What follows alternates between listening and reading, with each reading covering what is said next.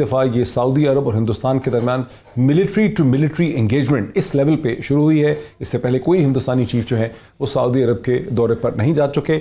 मैं आपको स्क्रीन पे दिखाता चला जाता हूँ, हमारी टीम ने प्रिपेयर किया हुआ है कि कैसे हिंदुस्तान और सऊदी अरब के दरमियान में पॉलिटिकल रवाबित तो बड़े हाई लेवल के रहे हैं। सऊदी अरब के फरमारवा और बादशाह और जो बादशाह हैं वो भी हिंदुस्तान के दौरे करते रहे। और गुज़िश्ता चंद बरसों में जो हमारे सामने चीज़ आई है वो ये कि सऊदी अरब के साथ हिंदुस्तान के बायलैटरल ट्रेड में खासा इजाफा हुआ, जो तकरीबन इस वक्त 30 से 40 बिलियन डॉलर से शायद ज़्यादा है।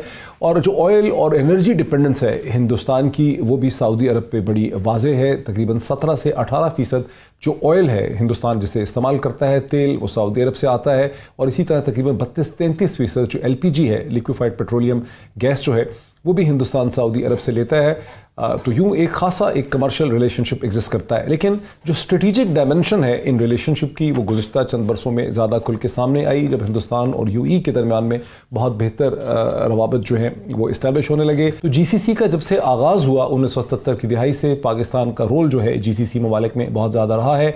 लेकिन अब भारत उस रोल को डिस्प्लेस करने की कोशिश कर रहा है, ये कम अज़ कम उस डायरेक्शन पर गामजन है। ये सब कुछ एक ऐसे वक्त में भी हुआ जब भारत के एक तरफ अमरीका के साथ और दूसरी तरफ इसराइल के साथ बहुत ही बेहतर स्ट्रेटेजिक रिलेशनशिप डेवलप होते हमें नज़र आते हैं। चंद दिन पहले इसराइल के प्राइम मिनिस्टर बीबी नेतन्याहू ने सऊदी अरब के शहर नियोम में जाकर प्रिंस मोहम्मद बिन सलमान के साथ मुलाकात की और इसराइल के इंटेलिजेंस मोसाद के हेड भी उस मुलाकात में शामिल। मेरा पहला आपसे बुनियादी सवाल है कि हिंदुस्तान के आर्मी चीफ जनरल नवराने का जो विजिट है ये कितना अहम आप इसको देखते हैं?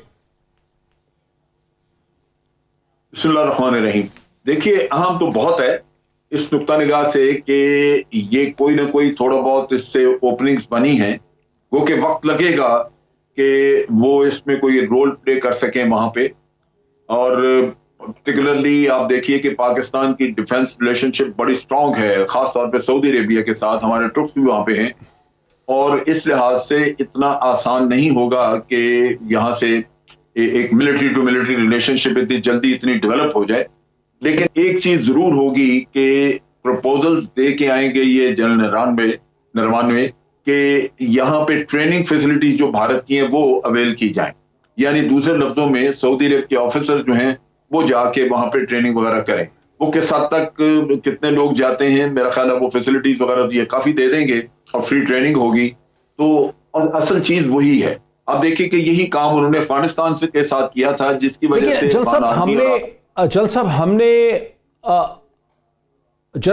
साहब हमने पाकिस्तान के अवाम को ये तासुर दिया या पाकिस्तान के अवाम ने ये तासुर कबूल किया कि हमारे सऊदी अरब के साथ और मुत्तहिदा अरब इमारात के साथ और मुस्लिम मशरक़ वस्ता के साथ ताल्लुकात जो हैं वो मज़हब की बुनियाद पे भी हैं, उसमें कुर्बत है, इस्लाम की बुनियाद पे भी हैं। उस मौके पे सऊदी अरब और उसके दरमियान कुर्बत का तो मतलब ये है कि सऊदी अरब ने शायद पाकिस्तान को हमेशा एक स्ट्रेटिजिक लेंस से देखा होगा और हमने उनको एक मज़हब के लेंस से देखा है। यही मुझे तो फिर यही समझ आ रही है बात कि हम किसी गलतफहमी का शिकार रहे हैं। जान साहब, अगर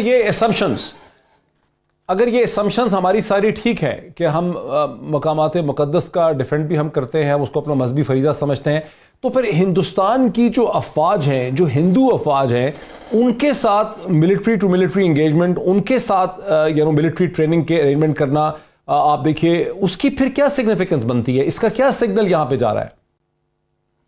देखिए, ट्रेनिंग तो वो अमेरिका में भी करवाते हैं, बरतानिया में भी करवाते हैं और इंडिया में भी करवा रहे हैं कि कुछ लोग भेज देंगे। वो मेरा ख्याल है कि ये इशू इतना बड़ा नहीं होगा। लेकिन अगर कल को बहुत बड़े पैमाने पे कोई ट्रेनिंग वगैरह की गई तो जिस तरह अफगानिस्तान की सारी आर्मी ट्रेन हुई है भारत में, और उसकी वजह से बहुत बड़ा एक माइंडसेट चेंज हो गया वहां पे उनकी NDS का भी और उनकी आर्मी का भी, और वो बड़े एंटी पाकिस्तान सेंटिमेंट्स वहां पे गए। ये चीज हो सकती है अगर वो बड़े पैमाने पे करें। लेकिन आप दूसरी तरफ हमारा देखिए, हमारा ईरान के साथ ताल्लुक कैसा है।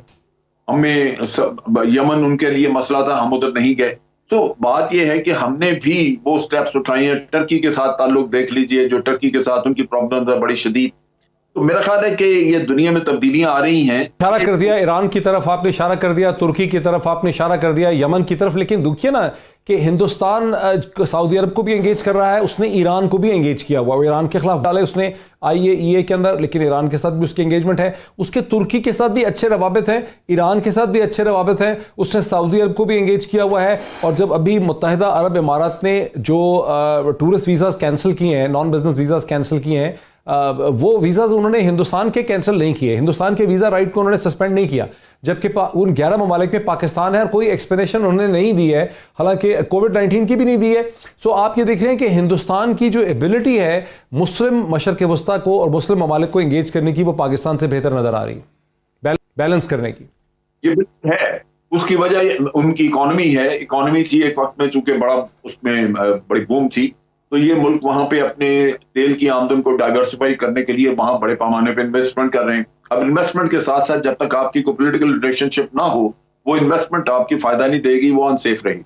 सो लिहाजा ये तो कुछ ना कुछ अपनी पॉलिटिकल एंगेजमेंट भी रखेंगे, लेकिन आप इसको यूं देखिए कि हमारा सिर्फ ज्यादा प्रॉब्लम आई है यहाँ पे यूएई में, लेकिन यूएई ने जो वीजा बंद किए वो सिर्फ उन ममालिक के किए हैं जो एंटी इसराइल सेंटिमेंट्स जहां बड़े स्ट्रांग हैं, क्योंकि उनको फिक्र थी कि यहाँ पे कोई टेरर एक्ट ना हो जाए, कोई ऐसा एक्शन ना हो जाए कि जहां कोई act of terrorism against Israelis, क्योंकि इजरायली एकदम से वहां इन्फ्लक्स हुई और बहुत ज्यादा गए हैं, और वहां पे इन्होंने इजरायलियों के फ्लैग्स वगैरह झंडे भी लगाए। एक अभी इन्होंने उनका, आप कह लीजिए कि वो एक इबादत खाना भी वहां बना दिया है। तो ये चीजें जो बड़ी जल्दी जल्दी हुई हैं, उसमें उनको ये फिक्र थी कि ये मुल्क जिनमें पाकिस्तान भी शामिल है, यहाँ एंटी इजराइल सेंटिमेंट्स बहुत स्ट्रांग हैं, तो ये ना हो कि कोई